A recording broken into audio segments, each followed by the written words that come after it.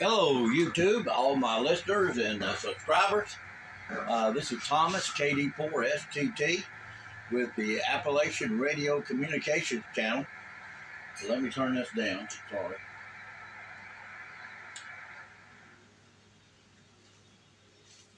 Anyway, want to welcome you here, and we want to share a little bit with you today. A lot of things happening in the world, but at the same time, I want to share with you some things about some radio equipment and some current events going on, perhaps, if we've got time here. We have got here one of our stations. We have locations, our radio equipment kind of located in different places for a reason. You know the old saying, don't put all your eggs in one basket.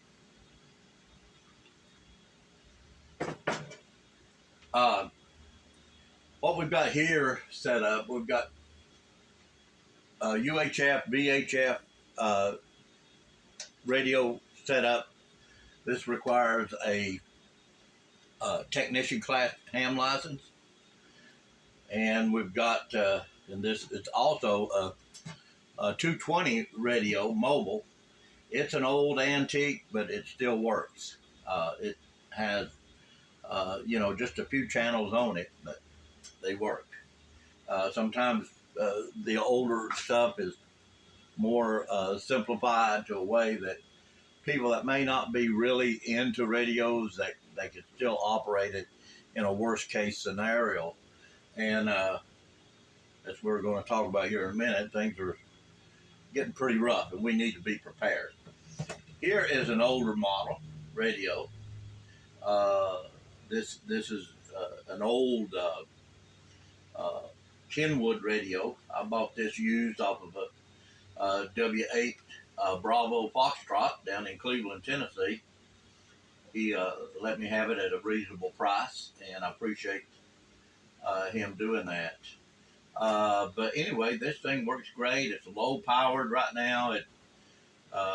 But if you've got the proper antenna, it doesn't matter about your wattage as much as it does your signal getting out. And when I say the right antenna, I'm talking about an antenna that's matched up for that frequency that you're going to be talking on. It's kind of like a water faucet. If you've got the water faucet open, the water flows through it. That's the way current and radio frequency flows like water in a sense. And so if you've got an antenna that's properly aligned, your signal will go out with no problem. But if you put a kink in that line, that water pressure is going to start backing up. And that's what you don't want in your radio equipment. You don't want wattage coming back into your radio. You want that wattage to escape on any of these radios. So, so anyway, proper antenna is very good. When you do get into communications, you need to pick up some kind of book or go on YouTube or something and do a little research on antennas and the proper way to cut your wire to the exact length that you want for the frequency that or band that you want to use. Anyway, again, we have an old Yazoo mobile radio for 220, and we have this radio here for the VHF and UHF. We've got a Motorola sitting here for backup. I can't tell you what frequencies it's set on, but anyway, it's there if we need it. And again, this old Kenwood here for HF. This does long range. It can do close range at times, but it's really made to reach out and go places. So this is, for instance, if we come into a situation where all our we're closed off, say if for some stupid reason would be in some kind of a lockdown situation here in McMinn County and Monroe and so forth, then we couldn't use, we could use these, but if we want to hear news from outside of our area, we would want to use HF to get out there further. So that's the importance of an HF. You can, It's nothing for me to take this and talk to Memphis, Tennessee, but I can't talk to Chattanooga. It's just too close. But it'll reach out to Memphis, uh, you know, down Atlanta, down around Atlanta and beyond, Florida, uh, Minnesota, uh, Maine. So that I have no problem. So I could reach out of the area we could and touch base with somebody. Very important. HF is very important. You see here, of course, this is, someone may ask the question, what is this? Well, this is an old, low-powered 50-watt, 6-meter uh, uh, Morse code radio. This is made back in the day when things were made solid. We didn't require microchips. So anyway, I've just got it sitting on the shelf. Who knows? But anyway, it's here. Of course, I've got the power supply here. It's powering these up on 12 volt right now.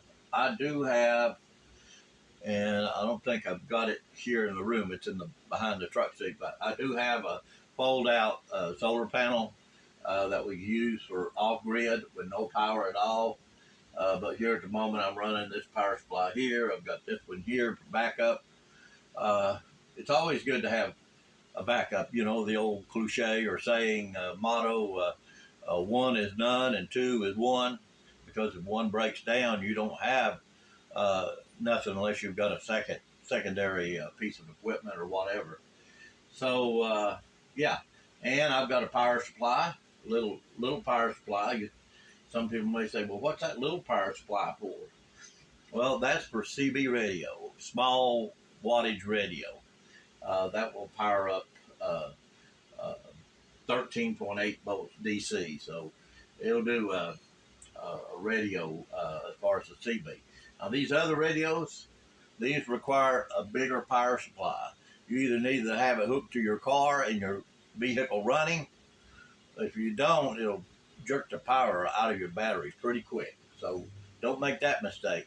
Don't get out there in the woods and turn on your radio, shut your engine off, turn your radio on, and start talking, because it will definitely eat up the amps out of your battery. You won't be able to crank your car.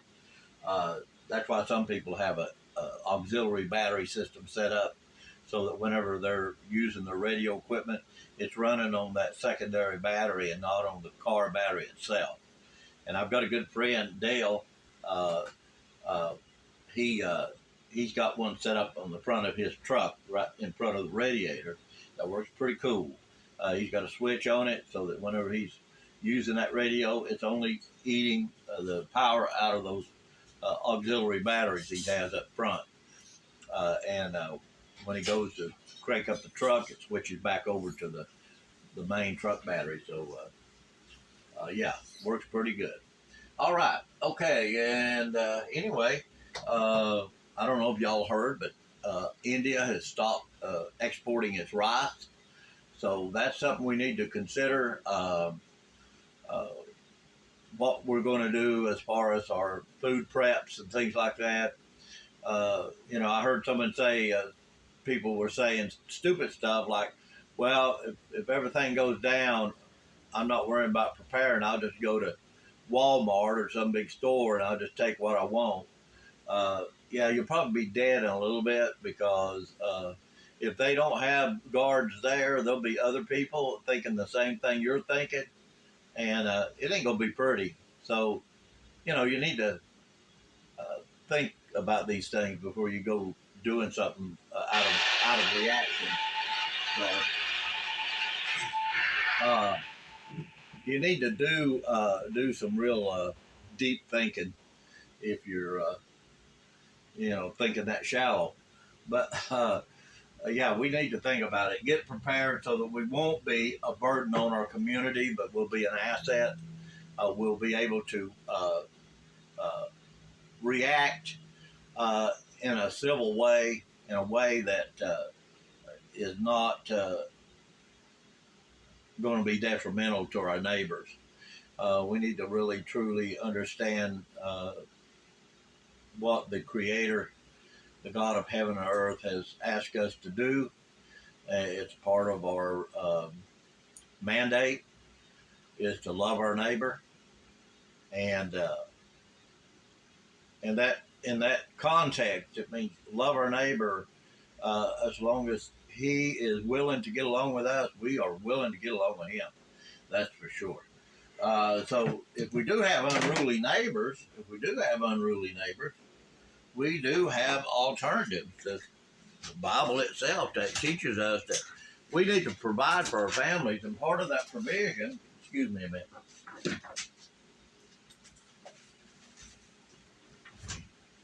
part of that provision is to prepare for people might choose to intrude on our family members and on our possessions.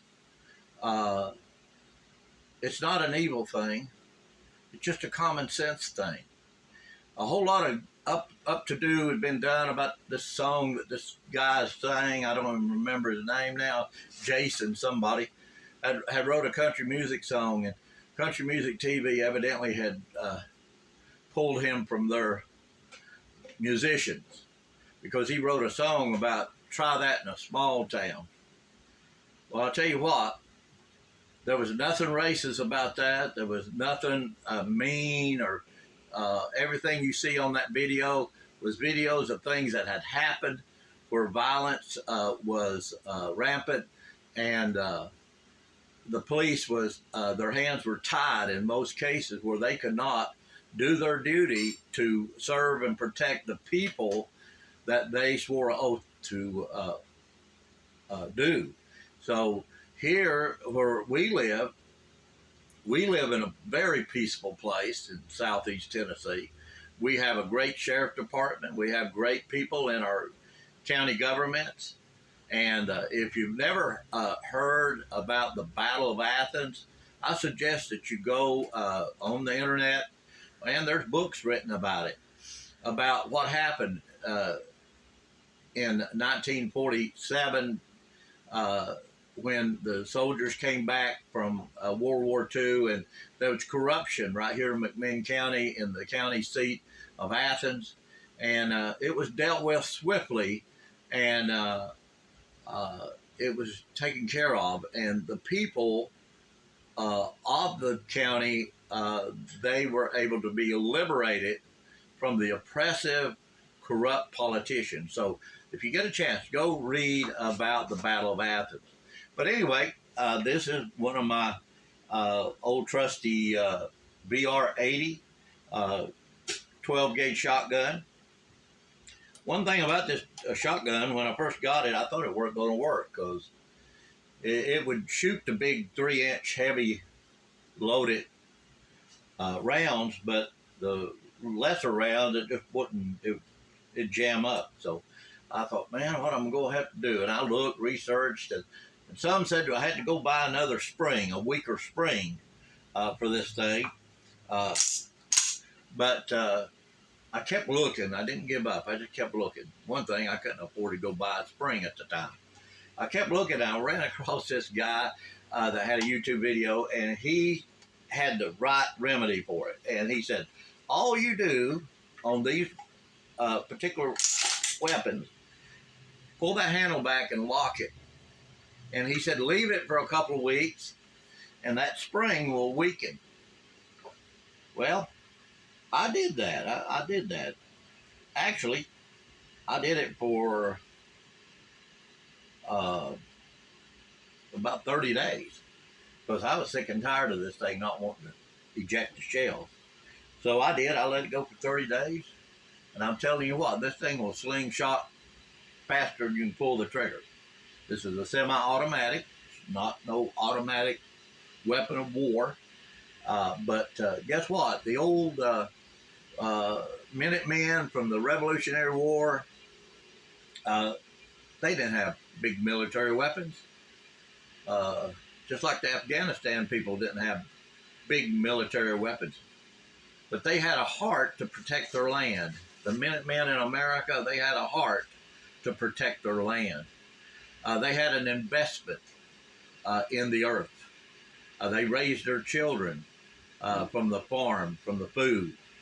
And right now, as we're getting news about a lot of the three-letter agencies, they're all buying ammunition. They're all stocking up on guns. Why would the FDA want to stock up on guns and ammo? Well, if you've got food and the government don't, this is how tyrannical we've reached in our system right now. They're wanting to destroy everything, and anyone that's not of the higher class, and I'm not against anyone being wealthy and all that, I think that's great, but when they use their wealth to oppress the people that are not as fortunate as them, that have not made wise financial decisions, there's no reason to want to genocide those people that have not climbed the ladder of success to where they're at. But nevertheless, they met up here in June.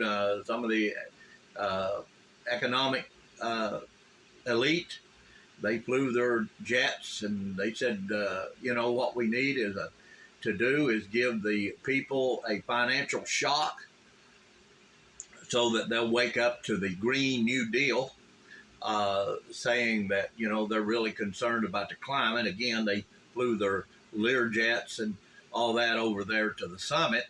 And so, we're just not stupid. The people are not stupid. There may be some, but those are mentally ill people. But we know that we've got to stand for ourselves. We're going to, hey, the government can't do everything. Hey, if things go bad, I don't expect the sheriff and the deputies here to come running to my rescue. They got enough on their plate. Plus, they got their family. They got great family that they love, and they need to take care of that family. Even in FEMA organization, they tell their people not to run and rush to the scene of a catastrophe. Stay home, make sure your family is safe. Then we'll call you and we'll see where we can put you in place to be of service. So think about that. We don't want to put all the burden on our sheriff and on our local governments to do everything for us. We're better than that, and we need to respect our police. There's a reason that the Second Amendment was written. The Second Amendment was written so that we wouldn't be a burden, but we would help establish stability in our neighborhoods. So whatever we do, let's do it in a civil manner, that we might be a asset to our fellow human being and our neighbors. But again, if you have any questions, if you're just getting started into radio, into realizing that nobody's coming to help us, except we have got to help ourselves, then we can help others. If you don't help yourself, you're going to be struggling when you can't buy rice, when you can't buy beans, when you can't go to the grocery store and see stock shelves. So it's coming down to the fact that they've done it before. What did they do to the buffalo in our country to starve the Indians into submission? Think about that. Buffaloes, millions and millions of buffalo slaughtered and left on the ground just to make it where the Indians would starve. The natives would starve. So anyway, just something to think about. Again, here's another little example of just a little radio. Right now we have access, KD4 STT. We have access to local repeaters. This repeater I just keyed up is on Star Mountain. Thor Mountain is about 3 miles air shot away from me, and we have access. But if the power grid goes down, we've got to go to what's called simplex, antenna to antenna, radio to radio, and we need different radio equipment to do this. And you need to work next to your neighbor. These work great from neighbor to neighbor, and these are reasonable priced. You can get these small handhelds at a reasonable price. But if you have any questions, contact me. Leave a message. Give me a thumbs up. I appreciate the thumbs up, and that'll help get my channel moving. And I hope to add more content as I go. And I'm just an old country boy raised up in the mountains of Coker Creek, Tennessee. I was literally born up in a little place called Epperson, which is the west side of Coker Creek, back in 1956. Too far to drive out to get a doctor when a woman's pregnant up there during that time. So, but anyway, may God bless you. God save the Republic. We'll talk to you later. Have a great evening. Thank you.